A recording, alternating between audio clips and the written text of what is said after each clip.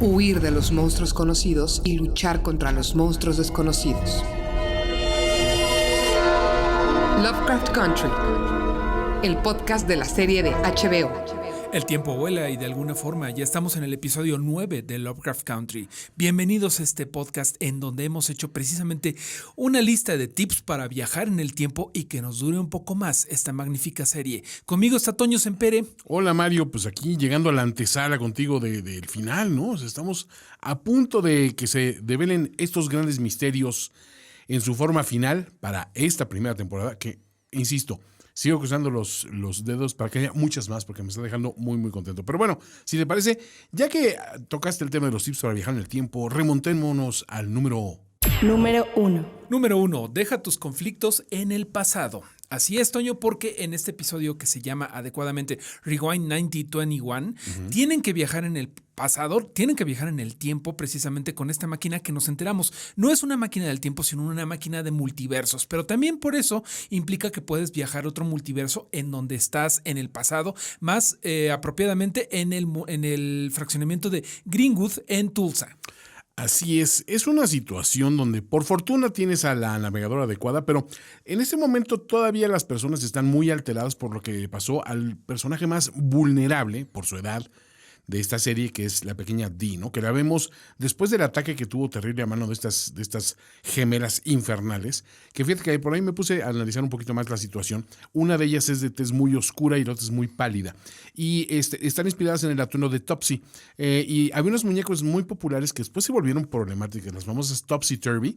Cuando hablas de una situación que es complicada, así que no tiene ni pies ni cabeza, Topsy Turvy era una muñeca que de un lado era la muñeca afroamericana, y después, a la altura de la cintura, se convertía en el opuesto, en una muñeca, en el torso de una muñeca blanca, más pálida. Y siempre la cuestión era que Topsy era la desasiada, la desaliñada y la caótica, y la Turvy era como que más cuidadita. En este caso, las dos son mortíferas y las dos son letales para la pequeña Dee. Que es algo que vemos un poco en el libro, que vemos cuando está intentando entrar su tío Monrose en el capítulo anterior, cuando vemos la portada de la cabaña del tío Tom. Por completo, ¿no? O sea, esas alegorías a esas figuras clásicas del blackface, del minstrel show, de estas cuestiones que tienen que ver con una carga racial muy, muy pesada y que siguen afectando obviamente a la población en esta época. Y en este caso a la niña, que es la niña que todos adoramos, la niña que es muy avispada, la niña que ha tenido unas pérdidas terribles por superar. Entonces es natural que todos se echen culpa de lo que le sucedió.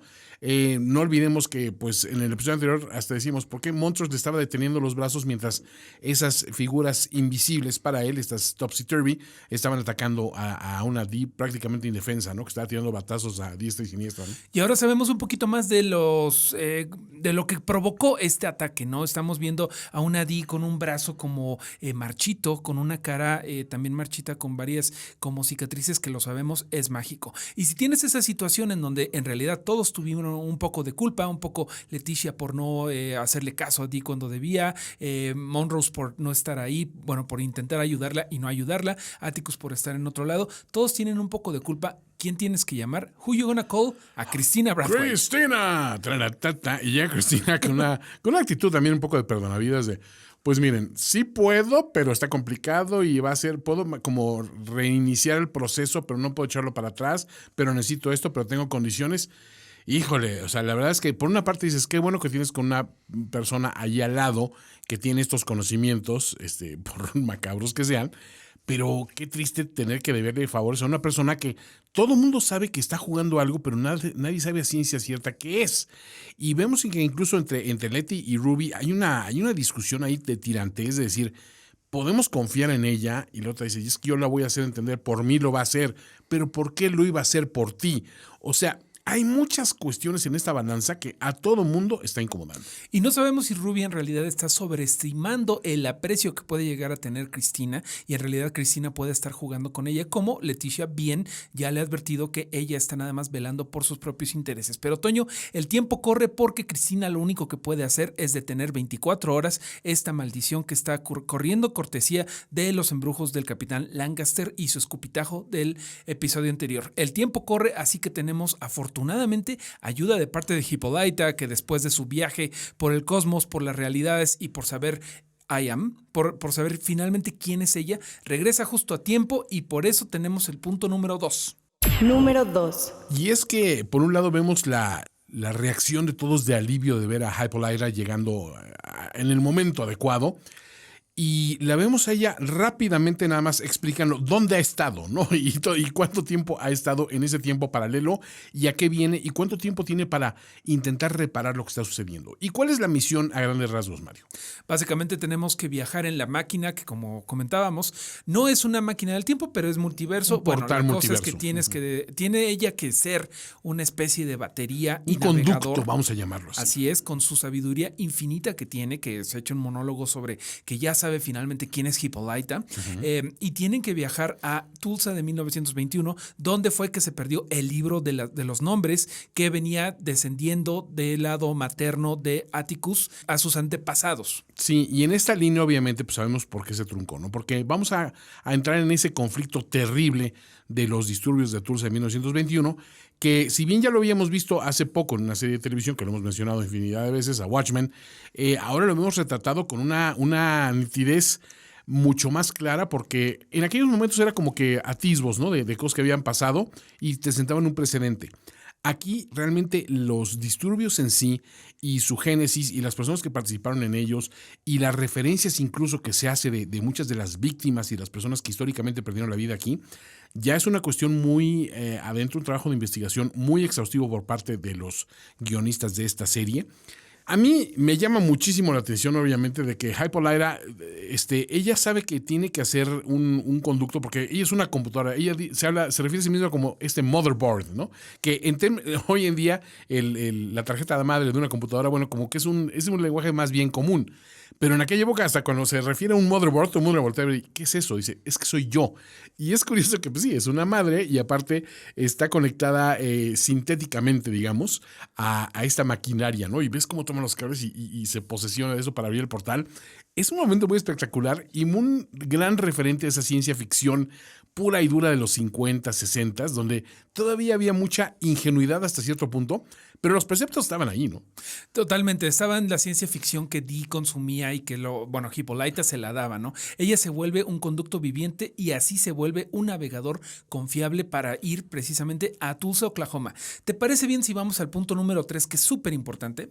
Número 3. Y es que hay que conocer bien la historia del lugar que pisarás antes de viajar en el tiempo, Mario. Completamente, Toño. Tenemos que platicar un poquito de esta historia de la masacre de Tulsa y en particular de la destrucción del vecindario de Greenwood. ¿Qué tanto sabes tú de cómo se dieron las cosas en ese 1921? Mira, había mucha tensión en este lugar porque, para empezar, estaba ubicado en un lugar de Oklahoma que era un enclave primariamente donde había mucha presencia del Ku Klux Klan, donde había mucho racismo acendrado y mucho resentimiento generacional entre razas.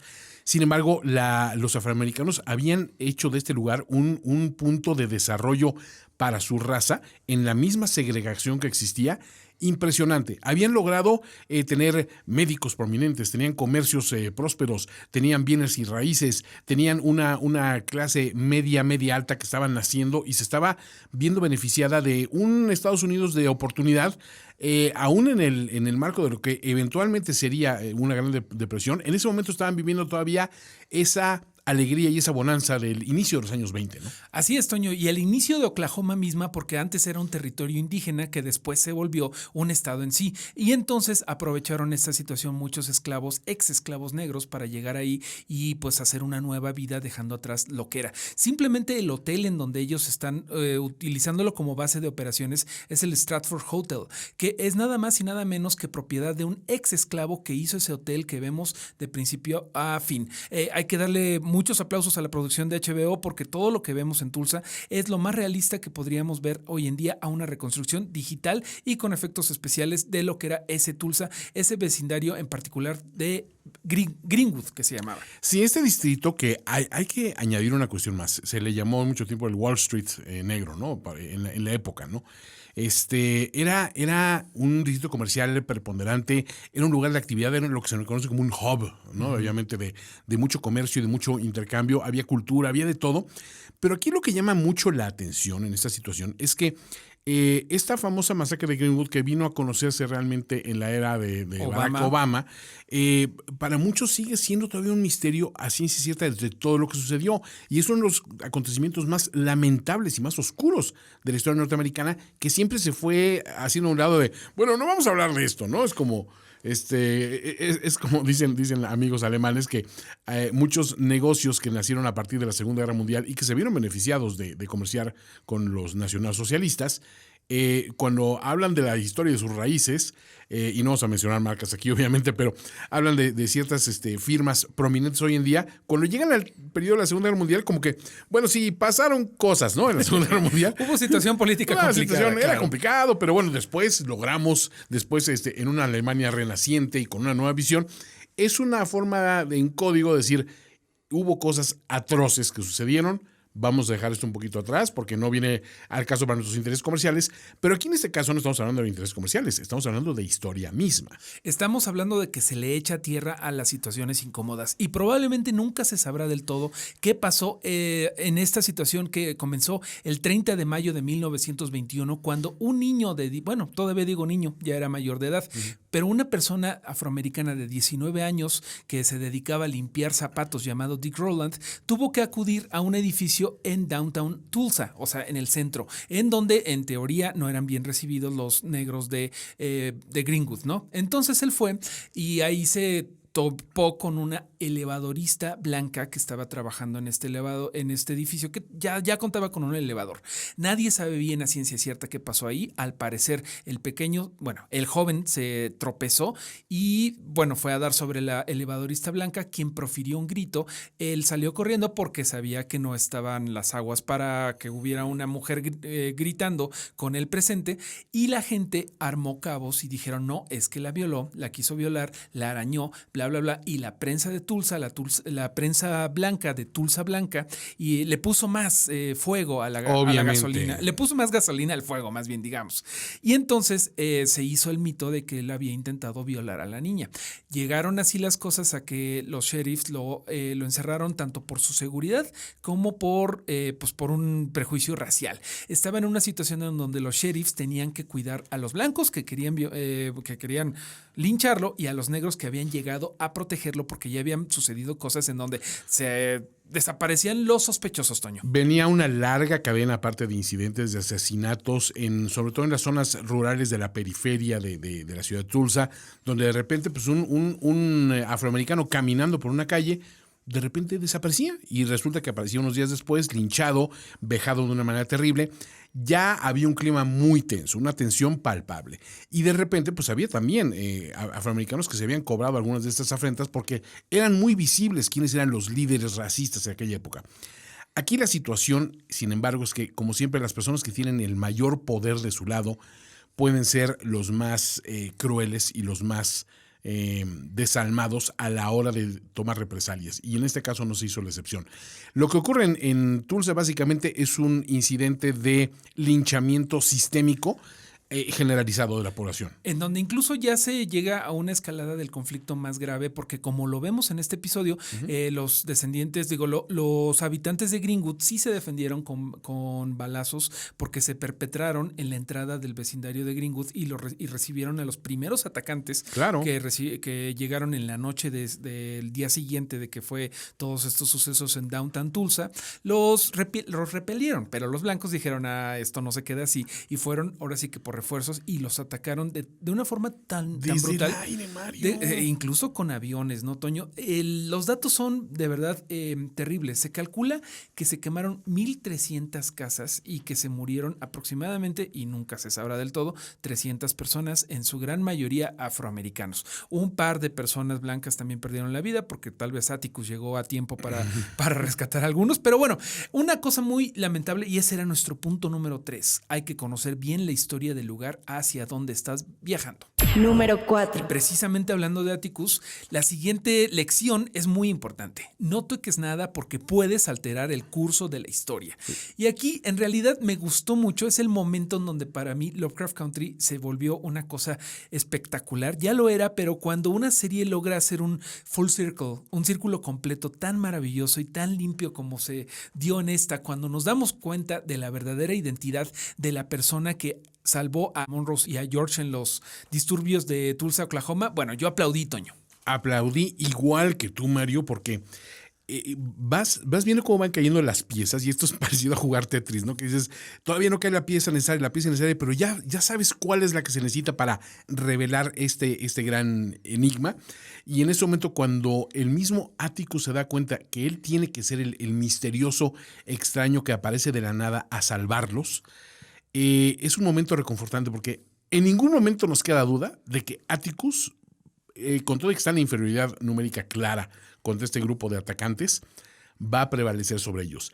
Y ves esa figura también imponente que aquí, aplausos una vez más para la dirección de cámaras, que te toman la perspectiva de los niños y estos pequeños adolescentes indefensos en el piso, mirando hacia arriba este hombretón musculoso que llega con un bate en la mano y dice, I got you kid. O sea, que dice, bueno, es realmente una figura de un salvador esperado, ¿no? En un momento de que pues se daban por muertos. Ya había muerto uno de ellos a manos de uno de los racistas de un balazo y pues era cuestión de tiempo para que acabaran con ellos. Había hasta una mujer ahí repartiendo golpes y todo este rollo. Y perdón, sabemos que hay que condenar siempre la violencia de género, pero en el momento que ves que Atticus ni siquiera distingue entre quiénes son atacantes, hombres o mujeres, sino que está repartiendo golpes a diestra y siniestra, sabes que la situación era francamente desesperada.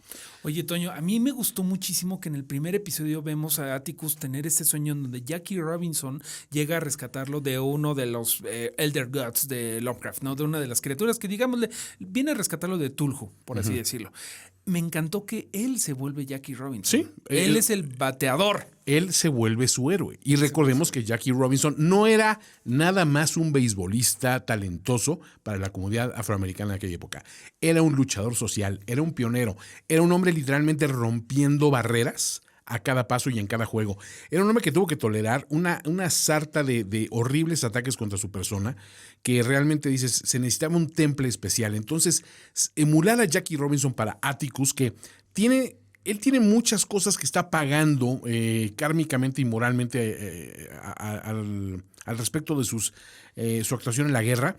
Creo que este es un momento de heroísmo en el cual empieza a validar un montón de cosas que le hemos visto tener actos heroicos, pero ninguno es tan enternecedor como el que vemos en esta vez. Y mira que es un momento de violencia, pero dices, bien, lo aplaudo, quiero ver que esto cambie su forma de ver el mundo, porque, entre otras cosas, él tiene sentimientos muy encontrados en todo este episodio. Es una persona sumamente atribulada, lo cual nos llevaría a hablar del siguiente punto, Mario.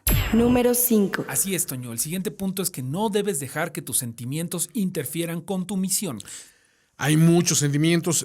Aquí vemos, creo que este es mi momento favorito de la serie, tratando el personaje de Montrose. Ya había tenido un momento muy especial cuando está en esta fiesta de las vestidas, digamos, y donde él tiene esa reconciliación con la persona que quiere ser o que siempre quiso ser y no pudo ser.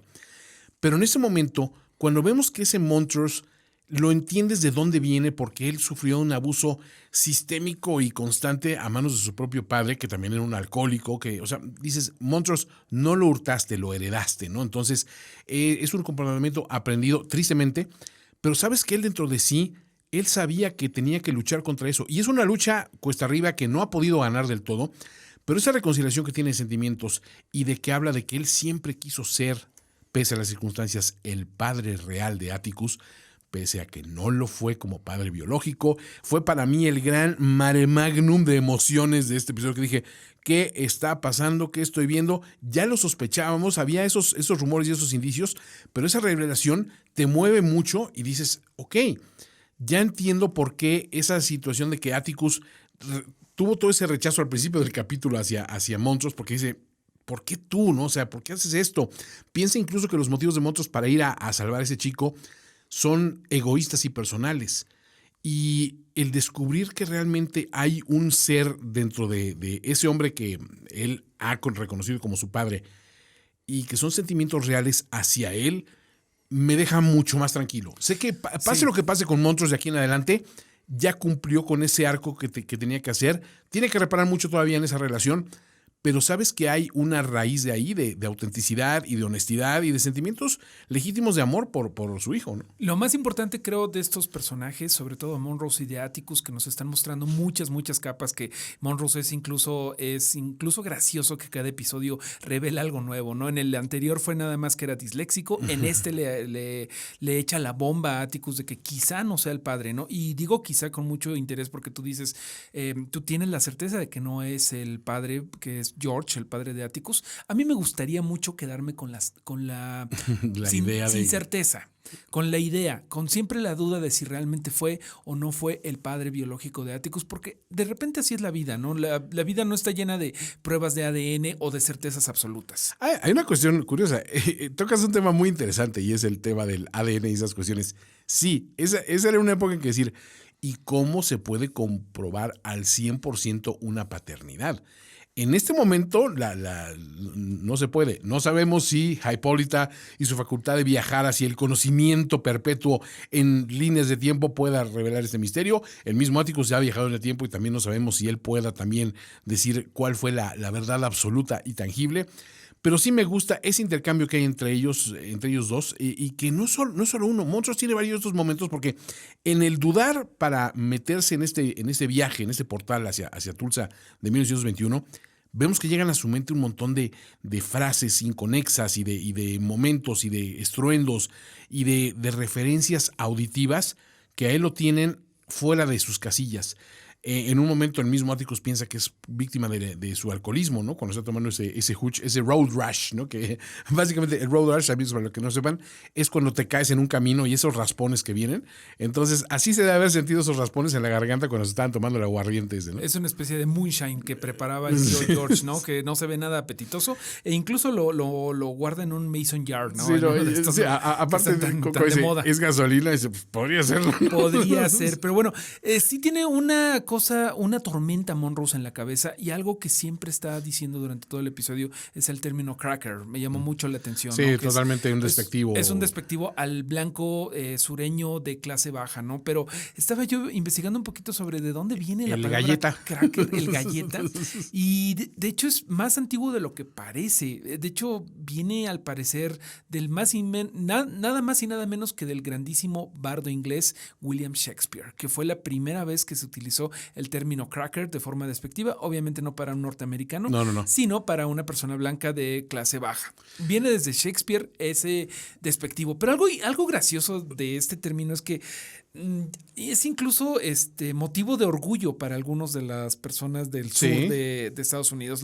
Lo adoptan como identidad. Hay toda una cadena de restaurantes que es el barril de las crackers, ¿no? Por ahí Exactamente, es un término interesante. Pero bueno, otra cosa que es interesantísima antes de saltar al siguiente punto, Toño, es todo lo que ves atrás en Tulsa, mientras está pasando todo este drama personal, todo lo que ves pegado en las paredes, todos los anuncios, bueno, podrías estar ahí durante horas y les recomiendo mucho que descarguen la app de HBO Extras porque ahí están haciendo un gran trabajo para platicarnos un poquito de todos los temas y todas las cosas que vemos por ahí atrás. A ti que te gustan mucho los coches, sé que te va a interesar mucho la historia de un póster que yo me fijé mucho en él cuando Monrose precisamente está viendo este momento doloroso en donde el abuelo le pegaba, que es de Tulsa. Conquistó los peores caminos del mundo. Ahí aparece como a la mitad del episodio. Resulta que en algún momento Tulsa era la ciudad que producía más petróleo, más hidrocarburos de todo Estados Unidos. Y dijeron, oye, pues si ya estamos haciendo tanto petróleo, vamos a hacer nuestros propios coches, ¿no? Y precisamente tenían el Tulsa, que no funcionó porque se mudó cerca de ahí una compañía de coches mucho más grande que hoy en día sí conocemos. Pero se me hace bien interesante toda la historia de lo que está pasando detrás del drama que está en primer plano Totalmente. Es una historia que está manejando muy bien lo que se llama la historia alternativa, la historia especulativa.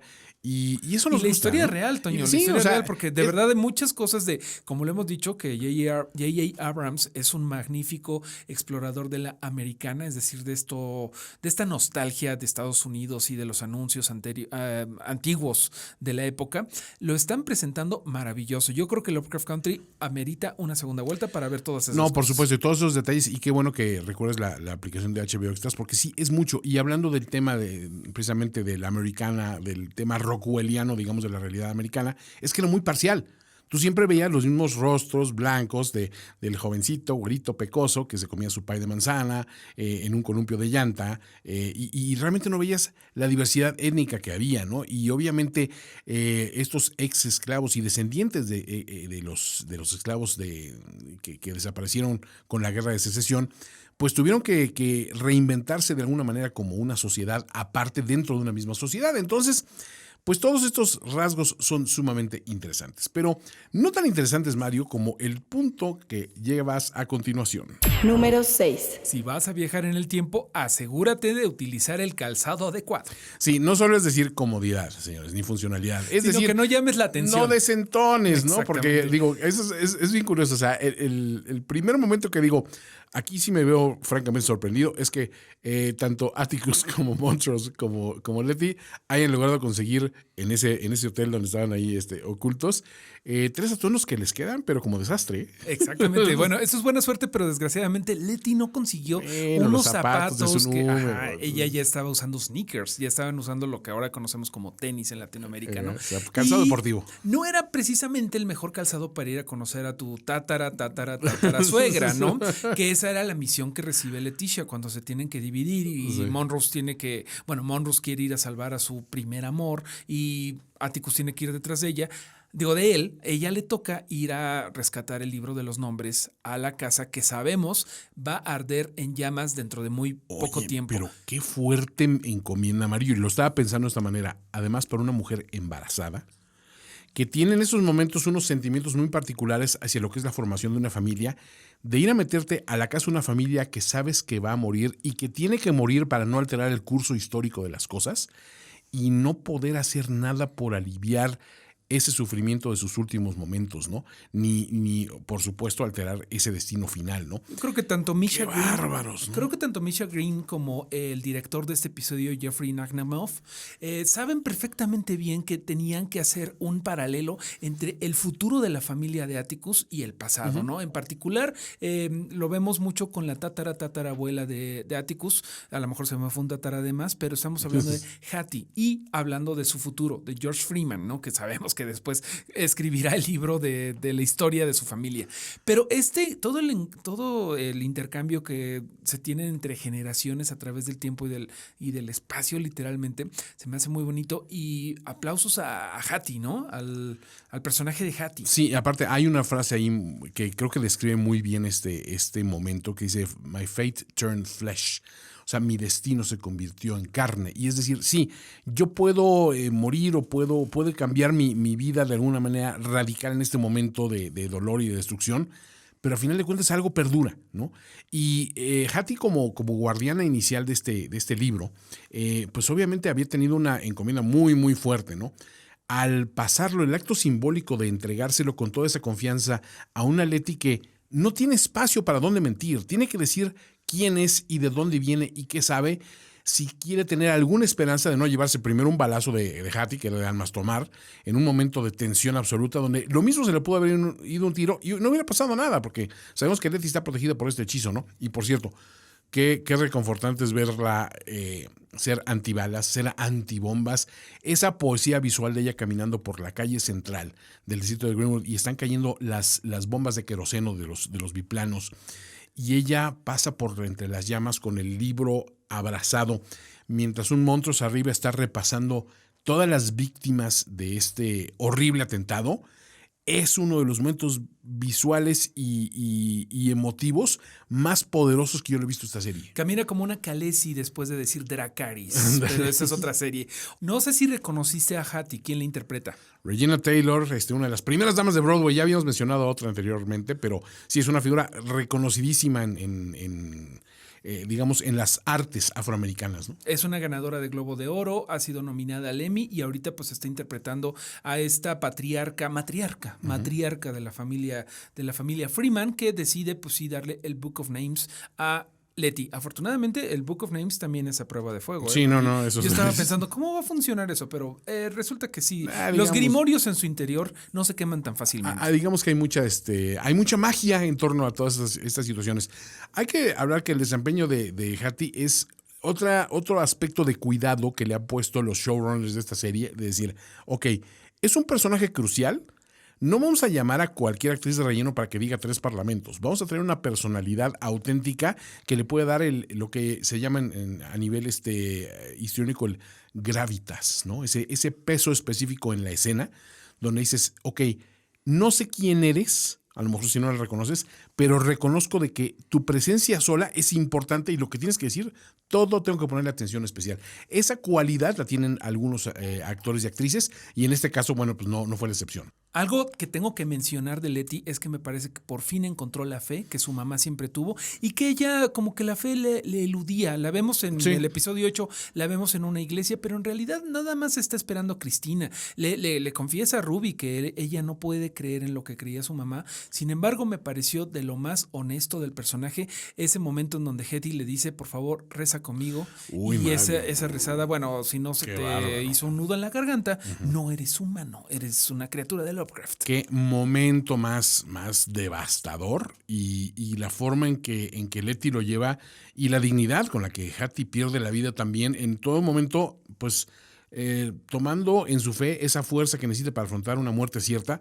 ¡Qué bárbaros! O sea, digo, una serie puede ser, cuando hablas de aspectos como el horror y estas cuestiones, puede ser muy, vamos a decir, muy cruento con lo que enseñas en pantalla, muy sanguinario, pero darle dignidad a esos momentos de muerte, creo que se hace falta tejer con hilo fino tus personajes y tu guión, y creo que en este aspecto en ningún momento decepcionó, porque nunca viste el aspecto morboso de estoy viendo un ser humano quemándose, estoy viendo más bien a un ser humano consumiéndose, sabiendo de que su muerte tiene un significado.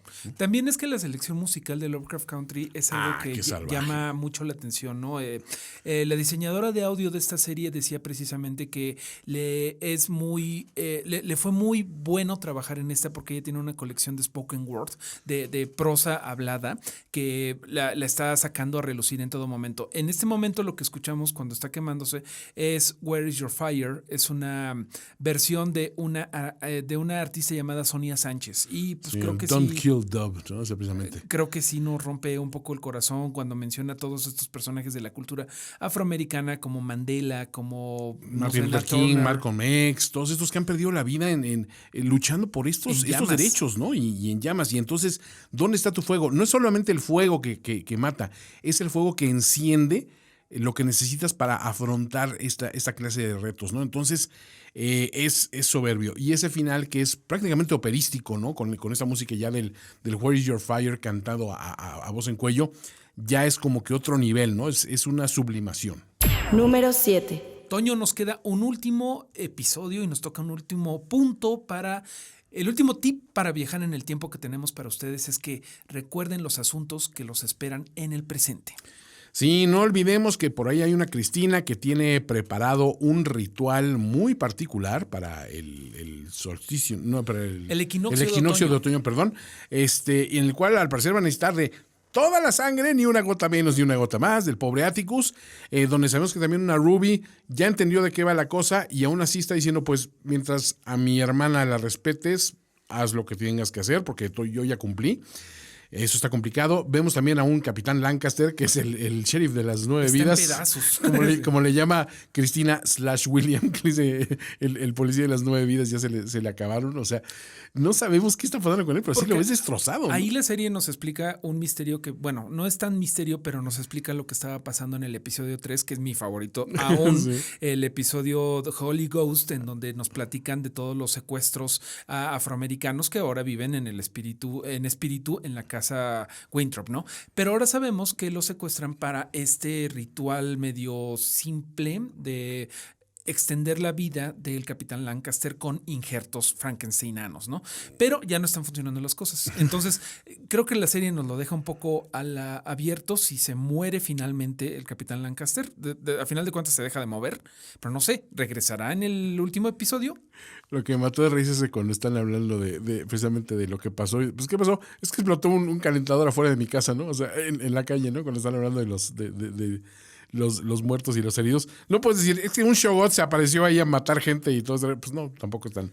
Es un poco todos difícil. Sabemos que pasó, pero no vamos a decirlo a voz en cuello. Es un poco difícil de explicar. Bueno, ¿qué va a pasar con Dee, Toño? Porque, ok, ya tienen el libro de los nombres y ha sido 9 episodios de luchar por él. Ahora, ¿funcionará? Tú ahí hiciste una acotación interesante respecto a Dee y hace rato me comentabas de ese parlamento breve que tiene Atticus cuando viaja hacia el futuro y se lleva este libro escrito por George. Pero ¿a quién menciona? Menciona a una mujer de un brazo mecánico que traía un hoodie, ¿no? Traía una capucha puesta, ¿no? Entonces, ahí Mario, que pues obviamente visiblemente impresionado por el momento en el que están curando a Dee y cuando ves esos gusanos que están escapando de su brazo y ves las cicatrices que va a tener y que posiblemente va a llevar encima durante mucho tiempo, Mario piensa que esa persona del futuro podría ser Dee. En un momento dado, no sabemos qué va a pasar en el último episodio que nos queda, pero pues dado la situación que tiene en el brazo Dee y todo esto, y sabiendo que ella es la hija de Hippolyta y que es la princesa heredera del trono, por así decirlo, pues ¿qué va a pasar con ella? Quizá ella también se va a recorrer multiversos en el futuro y eso podría ser nuestra segunda temporada. Y muchas más, Mario. ¿Por qué darnos en 2? Vamos a pensar en 3, 4. Vamos a pensar a lo grande. Mario, este ha sido un episodio sumamente sólido de esta serie que está cerrando, pero con broche de oro esta primera temporada. Invitamos a todo el mundo a participar con sus propias elucubraciones, sus hipótesis respecto a la serie. Conéctense con nosotros también, participen de la conversación. Yo soy @FiniciaPersona en redes sociales. Yo soy Mario Flores y les agradecemos mucho que se conecten con nosotros en esta serie que nos ha dejado a todos con la boca, con nuestras 30 bocas, nuestras 9 colas, muy, muy, muy impresionados. Y los ojos y todos nuestros ojitos de Shoggoth, pero perpetuamente anclados en la pantalla. Amigos, por favor, no dejen también de seguir las cuentas de HBO para seguir al tanto de qué es lo que está pasando con Lovecraft Country y saber todo lo que hay además en el gran universo de podcast. Yo soy Antonio Sempere. Yo soy Mario Flores. Y nos vemos hasta la próxima semana. Lovecraft Country, el podcast de la serie de HBO. Conducción, Mario Flores y Antonio Sempere. Voz en off, Romina Pons. Una producción de Finísimos Podcasts para HBO Latinoamérica.